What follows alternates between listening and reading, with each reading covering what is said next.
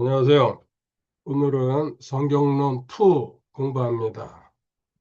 성경의 기원에 대해서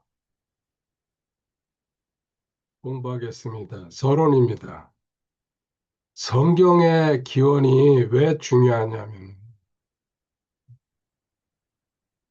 이게 사람이 있었다. 그 다음에 하나님이 기록한 거다. 나눠지기 때문에 그렇습니다. 거의 본질이라고 해도 과언이 아닙니다. 사람이 있었다 그럴 때에 사람들은 평가하고 자기 나름대로 자기 지식 수준에서 그러고 선택합니다. 여기서 이제 모든 문제가 발생하는 거죠. 하나님이 썼다 그럴 때는 간단합니다. 아멘하고 순종하면 모든 문제가 끝나는 겁니다. 결국은 인간의 기록물이라고 보는 어떤 시선, 어떤 마음, 중심이 그렇게 쏠려 있으면은 인간들이 판단하고 해석하고 선택하면서 모든 것이 인간 기준이 돼버립니다. 여기서 잘못된 신학들이 출발하고 있죠. 예를 들어 자유주의라든지 온갖 신학이 판을 치고 있습니다.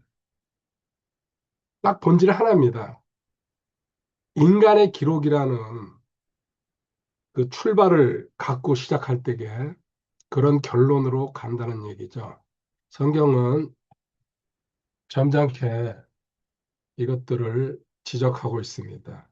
베드로후서 1장 20절에 먼저 이것을 알라. 성경 기록의 대어는 결코 어떤 사적인 해석에서 나지 아니하였나니. 아멘. 결코 어떤 사적인 인간의 방법으로.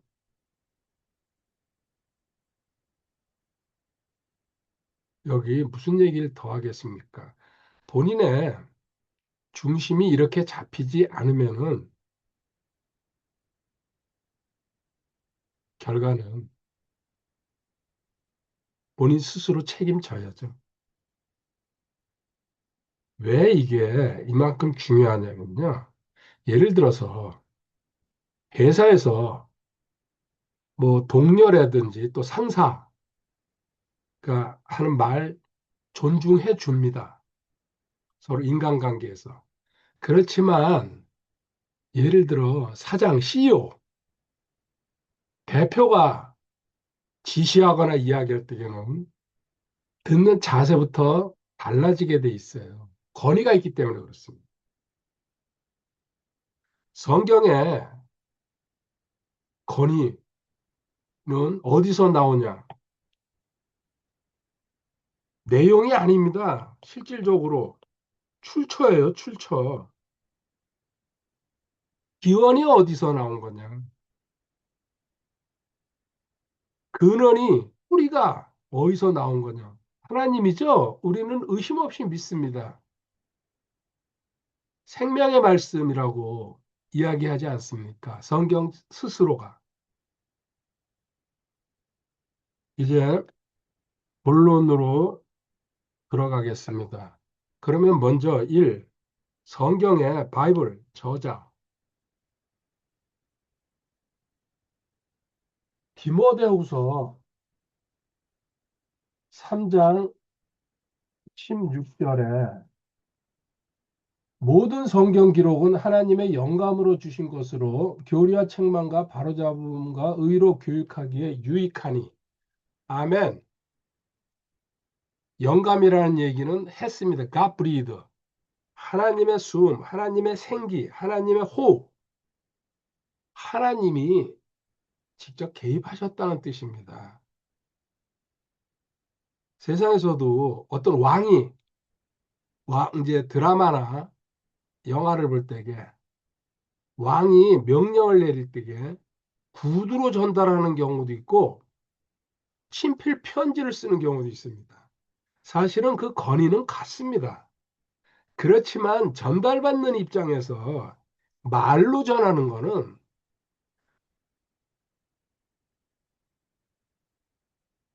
그렇죠. 제가 뭐라고 설명하기가.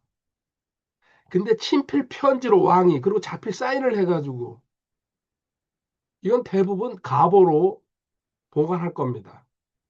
그 두고두고 볼 수 있고 성경은 하나님의 친필 편지라고 생각하셔도 틀린 말이 아닙니다. 참고로 성경에 하나님이 직접 기록하셨다는 내용이 3번 나옵니다. 물론 정확하게는 4번이죠. 출애굽기에 하나님께서 모세에게 십계명 기록할 때에 한번 먼저 하고 모세가 깨트렸기 때문에 다시 한번 하는 게 하나님이 기록하셨다고 나옵니다. 출애굽기. 그 다음에 다니엘서에 벨사살 왕 때 벽에 하나님의 손가락 같은 것이 나타나가지고 글을 씁니다. 또 하나 요한복음 8장에 예수님께서 땅바닥에 엎드리셔가지고 글 쓰는 장면이 나오죠. 이게 손가락이라는 표현이 나옵니다. 하나님의 권능. 이것이 이제 누가복음 11장 20절에 마귀 퇴치까지 이어지는데 이것은 참고하시고요. 어쨌든 성경은 절대적으로 하나님이 기록하셨고 이 사실을 믿을 때에 성경의 참뜻이 본인한테 흘러 들어오고 그것이 피가 되고 살이 됩니다. 그러면은 직접적으로 사람을 구약은 선지자고 신약은 대부분 사도들이죠. 사람을 대필자로 봉헌했습니다. 베드로후서 1장 21절에 대언은 옛적에 사람의 뜻으로 말미암아 나오지 아니하였고 오직 하나님의 거룩한 사람들을 성령님께서 자기들을 움직이시는 대로 말하였느니라. 아멘. 자기들을 움직이는 대로 무브드라는 표현이 영어에 이제 나와 있는데요. 통로가 됐다는 얘기입니다. 운반자라는 얘기입니다. 감동으로 사로잡아가지고. 예레미야 20장 9절 참고 구절을 보면요. 예레미야 안에서 뜨거운 것이 솟구쳐 올라옵니다. 뼈를 불태울 정도로. 그런 정도로 하나님께서 감동, 감화시켜가지고 다른 생각이 안 들게 이런 체험 해보신 분들 있을 겁니다. 이것이 이제 지금 시대에는 잘못 환상이니 무슨 자기가 하나님과 직접 교통한다고 어쩌고 저쩌고 하는 그런 무지 몽매한 신자들은 옆으로 제껴놓고 실질적으로 이런 상황이 저는 일어날 수 있다고 지금 시대에도 믿고 있습니다. 그렇다고 그걸 성경을 기록하는 게 아니에요. 그래서 결론은 성경은 이렇게 깔끔하게 정리하죠. 요한복음 1장 1절에 처음에 말씀이 계셨고 말씀이 하나님과 함께 계셨으며 말씀이 하나님이셨더라. 아멘. 너무 명쾌하지 않습니까? 성경, 말씀, 하나님이라는 얘기입니다. 나와 똑같다. 내가 직접 말한 거다. 단지 대피를 시킨 거다. 사도들과 선지자를 통해서. 그래서 성경은 하나님에 대한 설명이 아니고 하나님 자신을 있는 그대로 표현한 겁니다. 그러므로 성경을 읽으면서 하나님을 만나는 겁니다. 이런 접점을 찾아주기 위해서 요한복음 1장 14절에 말씀이 육신이 되어 우리 가운데 거하심에 우리가 그분의 영광을 보니 아버지의 독생하신 분의 영광이요 은혜와 진리가 충만하더라. 아멘.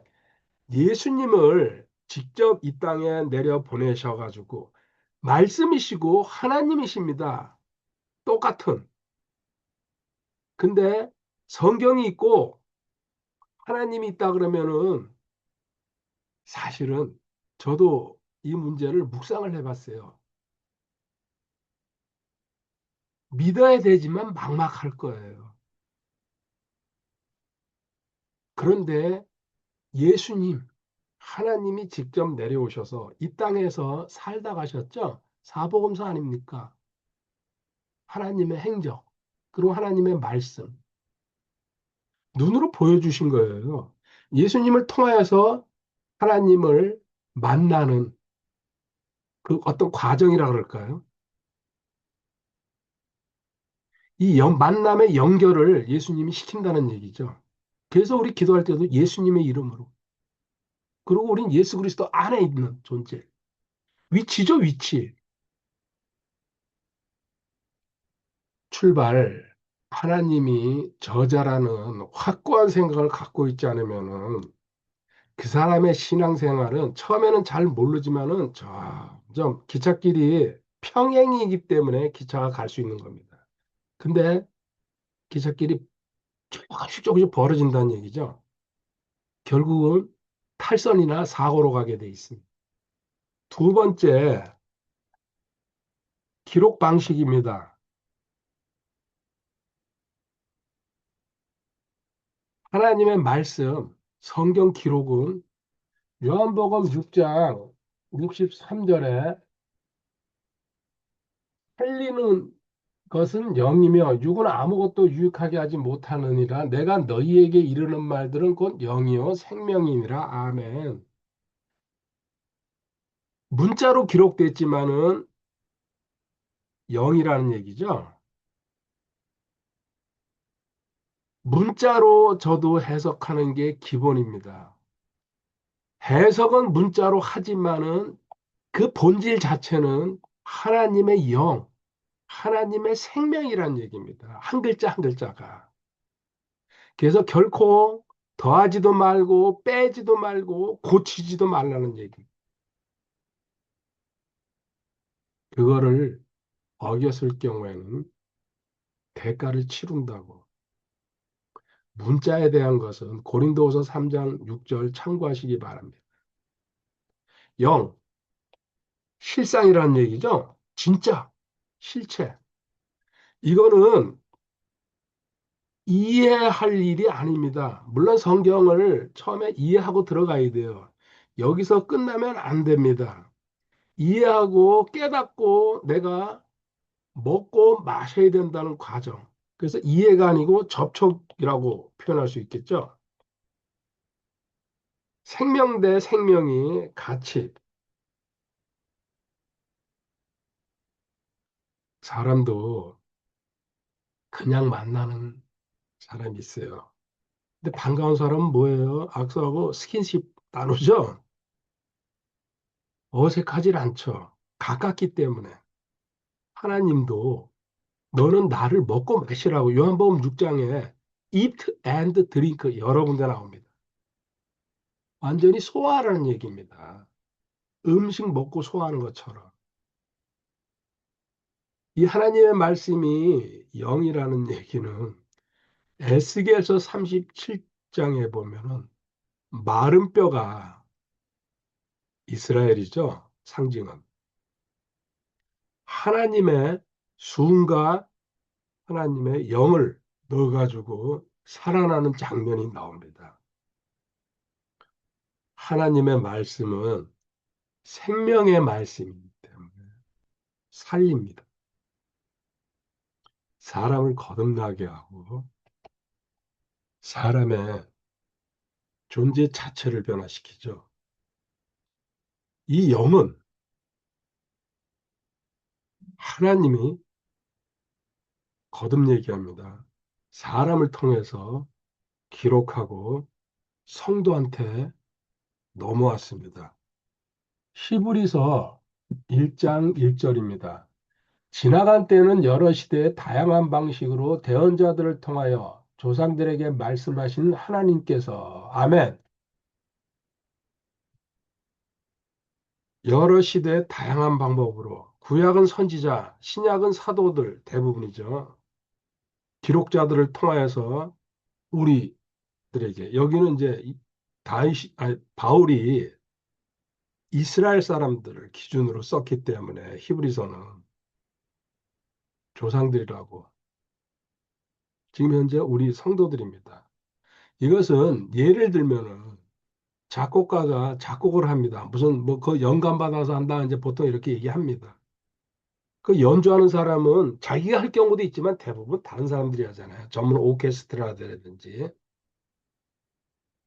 그 다음에 청중이 듣습니다. 정확한 비유라고 얘기할 수는 없지만은 흐름은 같죠. 연주자들은 다양한 방법으로 연주할 수 있다는 얘기입니다. 하나님도 선지자나 사도들을 다양한 방법, 그 사람의 특징을 살려가면서 성경을 기록했다는 얘기죠. 결국 성경은 책이냐, 홀리 바이블. 여기서 결론 나는 겁니다.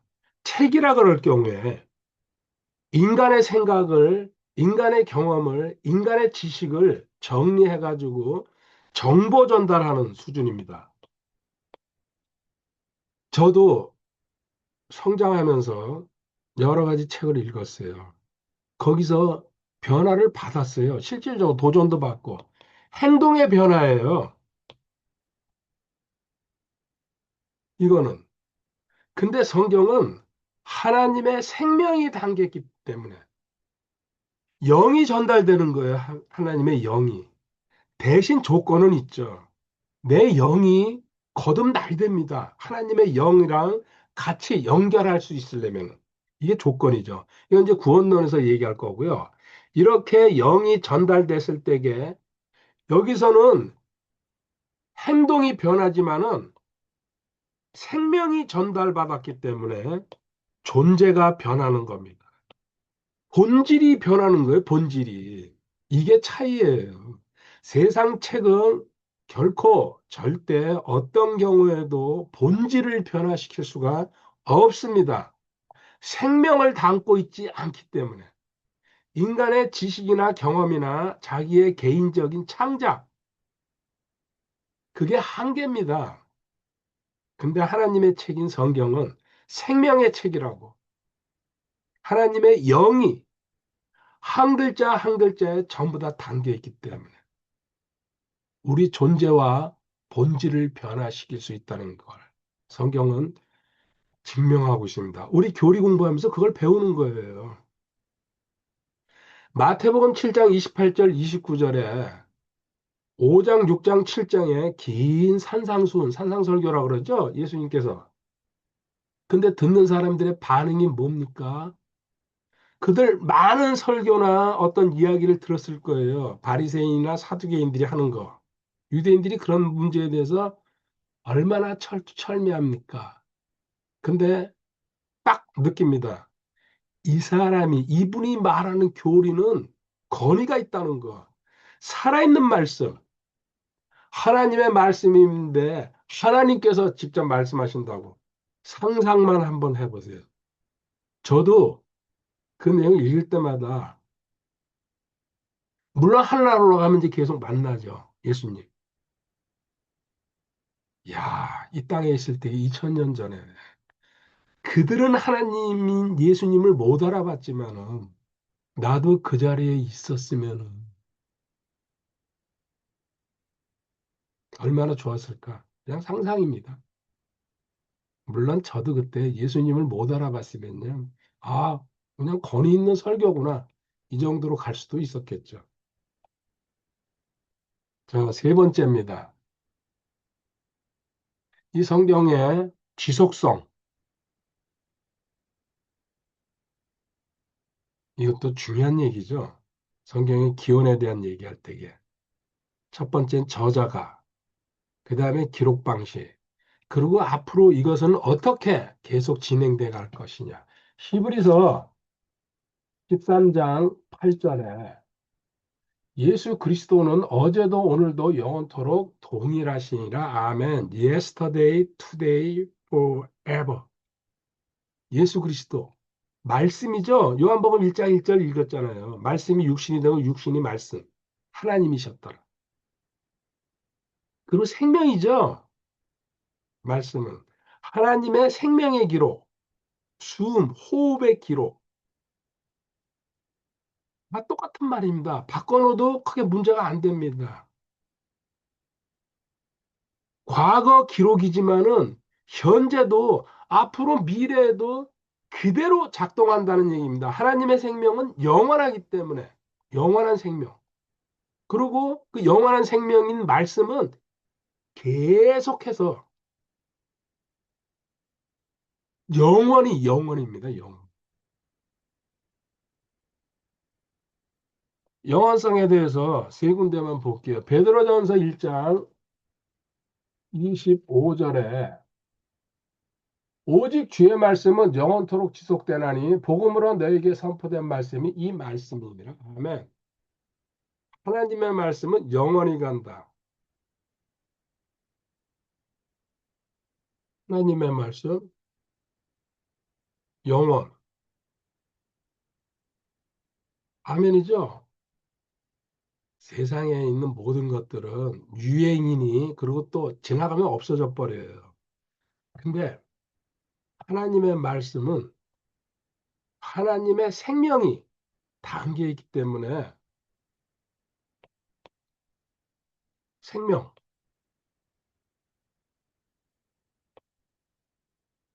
다른 말로 쉽게 대체하면은 원리는 변하지 않는다는 얘기입니다.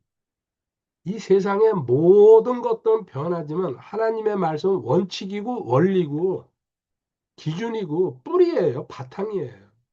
이건 변하지 않는다. 왜? 하나님이 세상을 만드셨거든요. 그 세상을 만든 하나님께서 그 원리는 이거다. 그 얘기예요. 두 번째, 그래서 하나님의 말씀은 시대를 초월한다. 마태복음 24장 35절에 하늘과 땅은 없어지겠으나 내 말들은 없어지지 아니하리라. B. 시대 초월. 왜 이거를 제가 꼭 얘기하냐면요. 지금 시대에 참 많이 변하고 있습니다. 온갖 것들이. 성경을 믿는다 그러면서 또 교회라는 공동체 안에서요. 세상이 변했으니까 성경도 이렇게 변하고 이렇게 해석해야 돼. 진짜 시건방진 소리죠. 세상은 변할지라도 원래 변하는 게 세상이에요.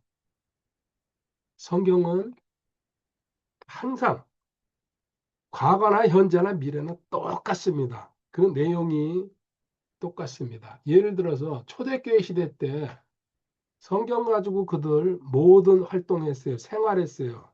순수했어요. 근데 세상이 이렇게 변하면서 지금 제가 말로 하기 거북스러운 일들이 교회 안에서 공공연히 일어나고 있습니다.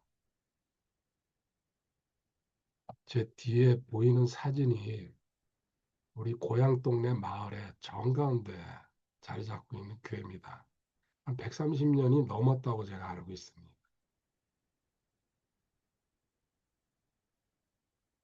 어린 시절에 갔는데 기억이 그렇게 남아있지 않습니다. 보존 건물로 남아있습니다. 130년 전 우리나라 처음 기독교에 들어왔을 때에 순수하게 믿었던 신앙 선배들, 2000년 전에 순수하게 믿었던 선배들. 근데 세월에 때가 끼면서 변질이 되는 거죠. 성경은 왜 이렇게 변하지 않을까요? 여러 가지 이유가 있겠지만은 저는 이렇게 봅니다.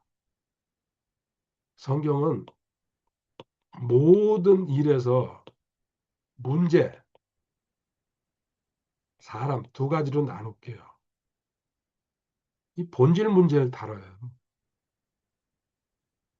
세상에서 겉을 다뤄요. 드러나는 모습을 보고 판단해요. 그들은 속은 짐작한다 뿐이지 실제로 알지 못하거든요. 근데 하나님은 이 세상 모든 걸 만드신 분이기 때문에 그 본질이 뭔지 하나님은 알고 계세요. 만드신 분이니까요. 그래서 본질 문제를 다루는 거예요, 성경은.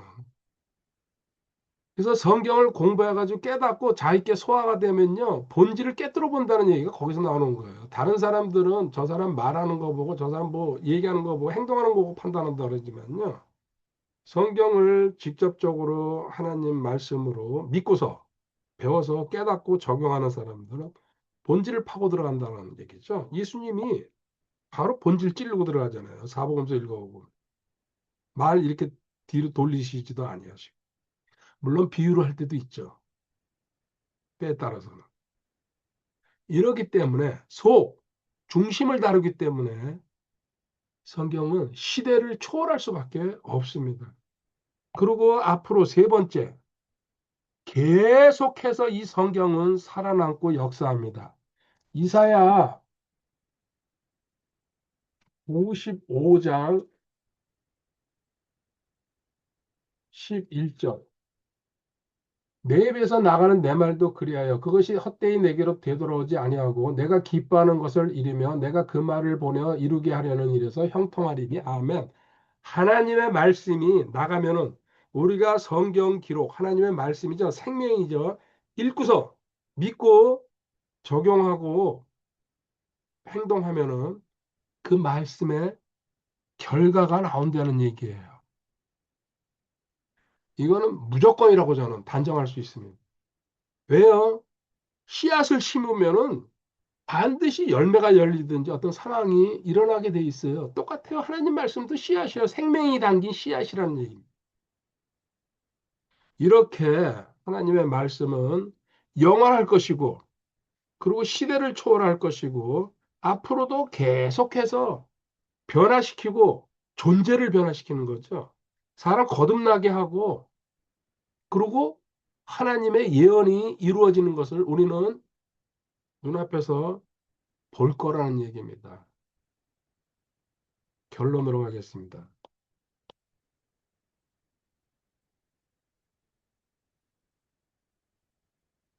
구원받은 성도라 그러면 성경은 하나님께서 기록하신 하나님의 생명의 말씀이라는 것을 붙들어야 됩니다. 출발이 여기서부터 시작돼야 됩니다. 이렇게 생명이라는 말씀으로 붙들었을 때에 성경을 자기 지식이나 자기 경험으로 잣대로 삼아가지고 분석하고 판단하는 분석, 판단, 해석, 주석 다 해야 됩니다. 그렇지만은 자기 기준을 넣지 말라는 얘기를 지금 제가 하고 있습니다. 세상에 그런 분들도 있지만 거의 많은 신학 교수나 신학자들이 자기 생각으로 성경을 재단을 하고 있어요. 양복쟁이들처럼. 그걸 멋모르고 따라가는 신자들이죠. 신자들 안에는 성도도 있고 교회 다니는 사람들, 종교인들도 같이 섞여 있습니다. 성경은 우리가 분석하고 판단할 대상이기 전에 먼저 동의하고 수용해야 된다는 얘기입니다. 아멘이라는 한마디로 끝납니다. 고린도후서 1장 20절. 그러고 나서 하나님 앞에 뜻을 묻던지 이건 어떻게 해야 됩니까? 하나님 알려주십시오. 그럼 내 안에 계신 성령님이 정확하게 인도해 줍니다. 저는 절대적으로 믿는 게 있습니다. 답답하고 힘들 때게 지금까지 제가 살아오면서 반드시 하나님이 어떤 방식이든지 이걸 보여주신다. 특히 책으로 이제 거의 대부분 저는 봤어요. 다음이 계속 궁금하고 다음이 뭘까? 물론 사람을 만나서 해결한 경우도 있고 또 뭐 어떤 모임에 집회에 갔는데 해결받는 경우도 있어요. 근데 프로테이지로 말하는 건 그렇지만 거의 90% 이상은 저는 책은 장점이 딴 거는 저는 모르겠어요. 두고두고 볼 수 있잖아요. 밑줄 쳐가면서 그 파악이 될 때까지. 저도 이해가 안 가는 책들은. 이렇게 하나님은 우리한테 귀중한 하나님의 생명의 말씀은 성경을 줬습니다. 마지막 구절에 마태복음 4장 4절에 예수님께서 마귀 사탄을 상대하면서 사람이 빵으로만 살 것이 아니고 하나님의 입에서 나오는 말씀으로 살아야 된다고 이야기하셨습니다. 우리가 잘 알다시피 사람은 먹어야 돼요. 우리나라에서는 밥이지만 또 구약에서 광야 시대 때 만나 매일 내렸어요. 다음 날 거 보관해봤자 소용없어요. 어디 잔머리 잘 돌아가는 사람이 나 며칠씩 보관해야 되지. 여행 갈 거니까 미리 놔둔다. 다 썩어버리죠. 매일 맞다 먹어야 되듯이 매일 은혜 체험을 해야 되고 매일 성경을 먹으라는 얘기입니다. 호흡하지 않으면 살 수 없습니다. 자동으로 하는 겁니다. 필수입니다. 성경 너 호흡하듯이 음식 먹듯이 매일 eat and drink 먹고 마셔라. 그래가지고 너 생명이 연장되지 육신적인 생명이.